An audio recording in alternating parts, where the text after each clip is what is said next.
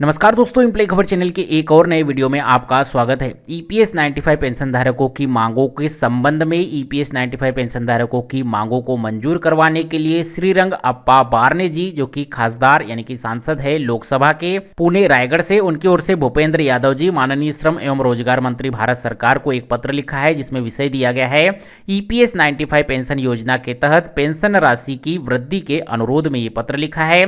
पत्र में आगे लिखा है कि ईपीएस 95 राष्ट्रीय आंदोलन समिति 67 लाख औद्योगिक, सार्वजनिक, सहकारी, निजी क्षेत्र के पेंशनर्स कर्मचारी, जिन्हों की ईपीएस 95 पेंशन के रूप में भी जाना जाता है, उनको कर्मचारी पेंशन योजना 95 के तहत अल्प पेंशन मिलती है। इस गंभीर विषय को आपके ध्यान में लाने और इनके पेंशनर्स की महत्वपूर्ण वृद्धि के लिए एक पत्र लिख रहा हूं। इसमें पहले भी इस विषय पे मैं मंत्रालय को 22 जुलाई 2019, 27 जुलाई 2021, 6 अप्रैल 2022 और 8 फरवरी 2023 को पत्र के माध्यम से लिख चुका हूं और इस विषय को मैंने लोकसभा में भी नियम 377 के तहत और शून्यकाल के तहत भी उठाया है, लेकिन आज तक इस विषय का समाधान नहीं किया गया है।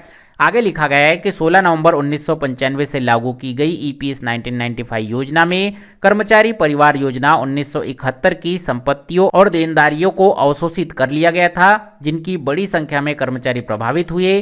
जिन पेंशन भोगियों ने अपनी सेवा के दौरान पर्याप्त मात्रा में योगदान दिया था, उन्हें अब प्रति माह 1170 रुपये की मामूली पेंशन यहां पर मिल रही है, जो कि बुनियादी जरूरतों को पूरा करने के लिए अपर्याप्त है। 2014 में न्यूनतम पेंशन बढ़ाकर 1000 रुपए करने के वादे के बावजूद प्रत्याशित वृद्धि प्रदान करने के बजाय पेंशनर्स को और कम यहां पर जो है पेंशन मिलने लगी है। ईपीएस 95 राष्ट्रीय संघर्ष समिति देश भर के आंदोलनों और आंदोलन के माध्यम से इन मुद्दों को सक्रिय रूप से उठा रही है, उचित उपचार और उनकी वैध मांगों को पूरा करने की मांग कर रही है। ईपीएस 95 पेंशन भोगियों की समस्याओं को दूर करने के लिए 2008-9 में विशेषज्ञ समिति, 2013 में भगत सिंह कोश्यारी समिति और 2018 में उच्च अधिकार प्राप्त निगरानी समिति, कई समिति को गठन किया गया, जबकि इसके बावजूद भी भारत सरकार समितियों की सिफारिशों को लागू नहीं किया गया है। ईपीएस 95 पेंशन भोगियों की वर्तमान में पूंजी प्रावधान की वापसी की अनुपस्थिति, पेंशन राशि का अपर्याप्त मूल्यांकन और उचित अनुमोदन के बिना उच्च पेंशन विकल्पों की वापसी जैसे महत्वपूर्ण मुद्दों का सामना करना पड़ रहा है।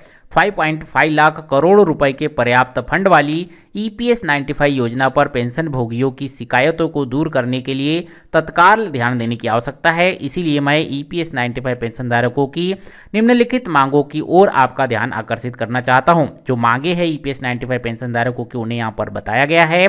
बजट में आवश्यक प्रावधानों के साथ न्यूनतम पेंशन को 7500 रुपए महंगाई भत्ते के साथ मंजूर किया जाए। यदि आवश्यक हो तो इस हेतु कानून बनाया जाए। ईपीएफओ द्वारा जारी 31 मई 2017 के अंतरिम सलाहकार पत्र को वापस लेना और ईपीएफओ के परिपत्र दिनांक 23 मार्च के अनुसार उच्च वेतन का प्रावधान किया जाना, सभी ईपीएस 95 पेंशन भोगियों और उनके जीवन साथी को मुफ्त चिकित्सा सुविधा प्रदान किए जाना और इस योजना के तहत कवर नहीं किए गए सेवानिवृत्त कर्मचारियों को शामिल करते हुए उन्हें जो है कम से कम 5000 रुपए की पेंशन प्रदान करना आदि डिमांड को उन्होंने अपने पत्र में शामिल किया है। और लिखा है कि आपके संज्ञान में यह भी लाना चाहता हूं कि ईपीएस 95 पेंशन भोगी अपनी जायज मांगों के प्रति अपनी अटूट प्रतिबद्धता का प्रदर्शन करते हुए 1199 दिनों से अधिक समय से भूख हड़ताल कर रहे हैं। अतः मैं आपसे लाखों नागरिकों के कल्याण को ध्यान में रखते हुए इस मामले को व्यक्तिगत रूप से देखने के लिए इस विषय को अतिशीघ्र समाधान करने के लिए आग्रह करता हूं। इस तरह का एक पत्र श्री अप्पा बारने जी ने